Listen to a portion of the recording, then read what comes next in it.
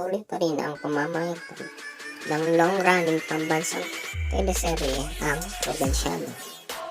At hanggang ngayon nga ay maraming nagtatanong na netizens tungkol sa tambalang Coco Martin at Yassi Pressman.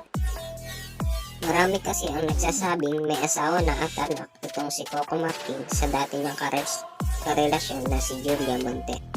Panay din daw kasi ang pagpaparamdam na sila na nga ni Coco Martin.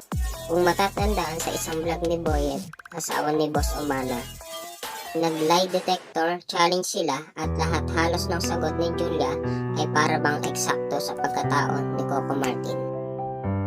Subalit sa isang recent interview ni Coco sa Global Kamustahan ng TFC, nagsalita na nga si Coco at ito nga ang sinabi niya.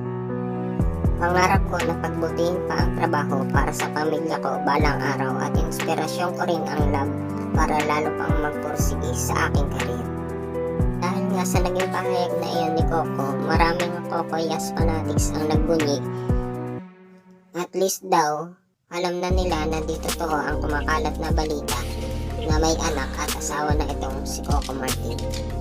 At sabi nga ng Coco Yas fanatics, Coco Yas is real. That's it for our showbiz update. Like and subscribe to see our showbiz update. Thank you.